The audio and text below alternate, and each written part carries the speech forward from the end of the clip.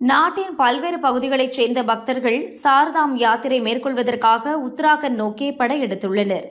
உத்தராகண்டின் பல பகுதிகளிலும் தற்போது மழை பெய்து வருவதால் கங்கோத்ரி, யமுனோத்ரி, பத்ரிநாத், கேதார்நாத் கோயில்களுக்கு செல்லும் பாதைகளில் அடிக்கடி நிலச்சரிவு ஏற்பட்டு வருகிறது. இதனால் சாலை மார்க்கமாக கேதார்நாத் செல்லும் வழித்தடங்கள் ஆபத்தானவையாக உள்ளன. நடந்தோ வாகனங்களிலோ சாலை மார்க்கமாக செல்ல முடியாத பக்தர்கள் ஹெலிகாப்டர் மூலம் கேதார்நாத் செல்கின்றனர். எனினும் மோசமான வானிலையால் கடந்த ஒரு மாதத்தில் மட்டும் கேதார்நாத் கோயிலுக்கு பக்தர்களை ஏற்றி சென்ற ஹெலிகாப்டர்கள் 5 முறை விபத்தில் சிக்கின. 2 தினங்களுக்கு முன் ஏற்பட்ட ஹெலிகாப்டர் விபத்தில் 7 பேர் சம்பவ இடத்திலேயே பலியாகினர்.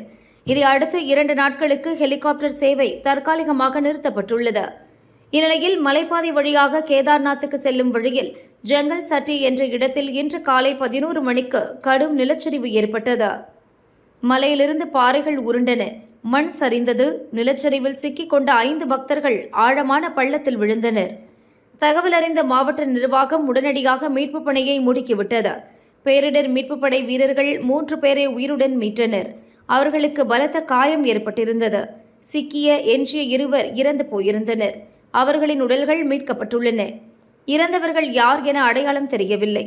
உத்தராகண்டில் மோசமான வானிலை நிலவுவதால் ஹெலிகாப்டர் சேவை நிறுத்தப்பட்டுள்ள நிலையில் சாலையில் அடிக்கடி நிலச்சரிவும் ஏற்படுகிறது.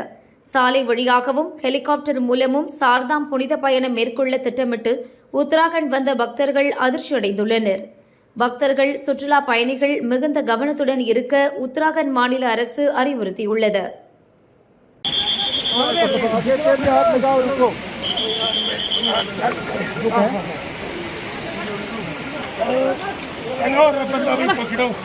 पकड़ो नीचे नहीं डालना। रुको पकड़ो।